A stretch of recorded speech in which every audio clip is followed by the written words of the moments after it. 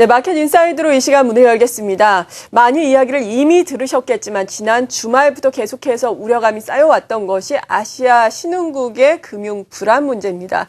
아르헨티나를 비롯해서 아시아 신흥국 일부 국가에서 통화 가치가 급속하게 하락을 하면서 미국 증시에도 영향을 미치고 이에 따라서 국내 증시도 하락 출발을 했는데 자세하게 짚어보도록 하죠. 이트레이드 증권의 신중호 연구원과 함께합니다. 안녕하세요. 네, 안녕하십니까. 네, 먼저 이번 글로벌 증시 변동성 확대의 원인부터 자세하게 짚어주시죠. 네, 사실 연초 위에 보시면 미국채 10년물이라든지 일본의 엔화, 달러와 그리고 전통적으로 안전자산으로 생각되는 이제 금 같은 것들이 사실 플러스 수익률을 보여왔었고요.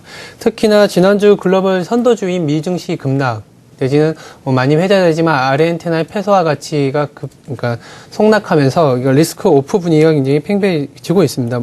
물론 여러 촉발점이 있겠지만 무엇보다 중요한 거는 경기 모멘텀이 특히 중국이라든지 미국 같은 PMI 지수가 하회하면서 경기 모멘텀이 좀 둔화된다는 점, 거기다가 미국 증시가 작년에 워낙 많이 올랐기 때문에 밸류에이션 부담이 있는 상황에서 이러한 부분들이 사실 시장에 팽배해 있었고요. 더군다나 다음 주 그러니까 이번 주에 이제 FOMC의 어떤 테퍼링에 대한 부담이 여러 좀 시장에 트리거로 작용하지 않았나라고 판단하고 있습니다. 네. 이런 가운데 이러한 영향을 받아서 국내 증시 역시 개파락 출발을 했습니다. 지금도 1900선 초반대에 머무르고 있고 장중한 때는 1900선이 무너지기도 했는데 사실 지수 때만 보자면은 12개월 예상 기준으로 보자면은 PBR 1배 수준 이 정도면은 우리 증시에 접근 가능하다라고 계속해서 이야기를 이 정도 수준에서는 많이들 했잖아요. 하지만 지금 투자 심리에서 보면은 저가 매수에 나서기도 좀 쉽지 않은 것 같고 어떻게 봐야 되겠습니까? 네, 사실 PBR 1배 이하에서의 매수 구간은 길게 보면 맞다고 저희들도 보고 있습니다. 네. 다만 PBR 1배가 소위 말하는 락바텀, 즉 진바닥이라고 말씀드리기에는 굉장히 애매한 시점이라는 건데요. 1배를 하회했던 그런 구간도 굉장히 많이 노출이 되고 특히 아직 실적 추정치 하향이 끝나지 않았다라는 그러한 불안감이 내재되어 있기 때문에 여전히 높은 컨센서스가 계속 내려오게 되면 사실 밸류에이션이라는 거는 또 주가가 또 내려갈 수 있다라는 걸 포함하고 있습니다. 따라서 이러한 부분들이 조금은 좀 이어질 수 있다. 특히나 2012년 그리고 2013년과 같이 2014년에 대한 연간 이익 추정치도 계속 내려오고 있는 상황이거든요. 그러니까 이러한 것들이 일단락되지 않은 상황에서는 좀 1배 이하의 좀 추가 하락도 배제할 수 없다. 이렇게 보고 있습니다.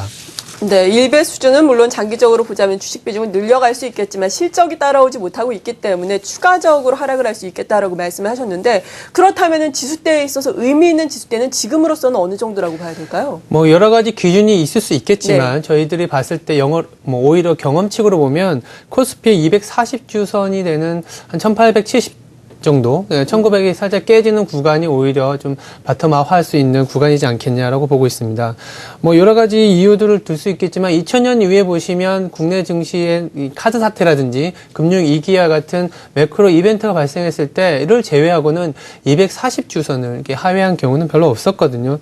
금융 위기엔 좀 단 한 번도 없었다라는 점이 좀 부각될 것 같고요. 2013년 PBR 저점을 보시면 1배를 깨고 0.95배까지 내려갔었는데 공교롭게도 이 지수대가 사실 240주선하고 맞물린다는 점은 테크니컬하게 240주선이 어떤 의미를 갖는지를 떠나서 이 정도 가격이기 되면 굉장히 싼 구간에 진입을 하는구나라고 판단하시면 될 것 같습니다. 네, 240주선을 우리가 기준으로 삼아도 좋겠다라고 말씀해 주셨습니다. 일단 지수상으로 보자면은 1870 정도를 또 말씀해 주셨는데 그렇다면은 앞으로의 지수의 방향성을 전망하는 것이 무엇보다 중요하잖아요. 이 정도 지금 1870선까지 말씀해 주셨는데 그 정도로까지 갈 거라고 생각을 하시는 거예요? 아니면 좀 더 좋게 보세요? 일단은 매크로 변동성이 좀 발생을 했습니다. 그동안에 중앙은행들의 완화된 스탠스가 특히 미국의 페드가 이제 좀 바뀌어가는 국면이거든요. 작년 하반기부터는 이제부터 돈을 더 푸는 것보다는 돈을 조금씩 걷어들이는 입장.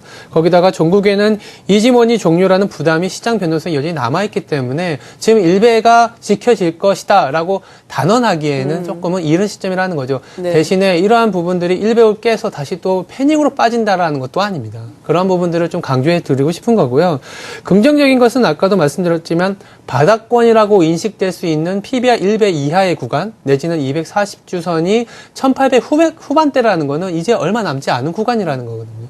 매크로 이벤트가 어떤 식으로 진행되든 간에 사실은 국내 증시는 레벨이 좀 높아졌다라는 게 굉장한 좀 어떻게 보면 좀 기회의 영역이지 않겠냐라고 저희는 보고 있고 무엇보다 중요한 건 지금은 미국이 테이퍼링을 실시할 수 있는 정도의 경기 국면이라는 거고, 거기다가 국가 간의 좀 커플링이 일어나는, 소위 뭐 금융위기와 같이 커플링이 되면서 다 같이 크래시로 빠진 상황이 아니라 아르헨티나라든지 얼마 전에 보시면 아시겠지만 FTA에서도 뭐 한국이나 멕시코, 필리핀은 또 안전한 국가로 분류를 하잖아요. 네. 이렇게 디커플링이 발생하는 구간이기 때문에 추가 하락은 어쩌면 주식 매수를 할 수 있는 중요한 기회가 되지 않겠냐라고 저희는 판단하고 있습니다. 네, 이런 가운데 그렇다면 어떤 점에 기준을 맞추면서 투자 전략을 세워봐야 할지 궁금하거든요. 환율의 변동성도 지금 커지고 있고, 앞서 말씀하신 것처럼 실적 같은 경우에는 뭐 이익에 대한 전망치 계속해서 좋지 않은 상황이고요. 어떻습니까? 저희는 그래서 한 가지 트레이딩 아이디어, 매크로적인 측면에서 봤을 때는 최근에 보시면 이익이라든지 주가 같은 경우에 굉장히 변동성이 심해지다 보니까 신뢰도가 낮아져 있는데, 환 변화에 따른 종목 간의 어떤 차별화 장세를 조금 이용해보자라고 네. 말씀드리는데, 첫 번째는 유로화가 하락하거나 유로화가 약세로 구간에 진입했을 때 오히려 조금 실적 모멘텀이나 주가가 좀 괜찮아질 수 있는 국면을 좀 얘기를 드리는데요. 이유는 뭐냐면 2012년 이후 1년 반 동안에 소위 말하는 리스크 자산들을 좀 이끌어왔던 게 유로화입니다. 엔화가 상대적으로 약해지면서 유로화가 강해졌었는데, 이러한 부분들이 연초 이후에는 유로화가 하락하면서 실질적으로는 종목별로 그리고 업종별로 그러니까 편차를 가져오는 중요한 트리거라고 보고 있는데요. 저희들 같은 경우에 유로화하고 상관계수가 높았던 업종은 사실은 매도 전략을 가고, 네. 유로화하고 좀 상관계수가 낮았던 종목들에 대해서는 좀 오히려 매수 전략을 가자고 얘기를 드리는데, 뭐 상관계수가 낮았던, 즉 매수 전략을 갖고 가는 종목군에는 오늘 보시면 아시겠지만 기아차 같은 게 예. 포함되어 있고요. KT라든지 LG전자 같은 경우가 해당이 되고, 오히려 상관계수가 높았던 SK하이닉스나 NC소프트, 네이버 내지는 롯데케미칼 같은 경우는 매도 전략을 가져가자고 말씀드립니다. 물론 펀더멘털적으로 들어가게 되면 사실 $1 환율의 방향성하고도 비슷하거든요. 기아차 같은 경우에는 환율이 워낙 내려오면서 주가도 굉장히 변동성이 많이 발생을 했고, PB100까지 내려갔던 부분들이 유로화 약세, 원화 약세되면서 이제는 좀 반대의 현상이 일어나고 있다. 그러면 앞으로 뭐 주가 자체, 시장 자체는 좀 혼란스럽지만, 이렇게 환변화 내지는 가격이 많이 빠져있는 종목들은 오히려 좀 저가 매수 구간에 진입하지 않았냐라고 저희는 보고 있습니다. 네, 유로화와 상관계수가 낮았던 종목들, 최근에 많이 조정을 받고 있는 종목들이 또 포착이 되고 있는데, 이러한 종목들로 차근차근 또 관심을 가지고 접근을 해보자라고 투자 전략을 세워주셨습니다. 이트레이드 증권의 신중호 연구원이었습니다. 고맙습니다. 네, 감사합니다.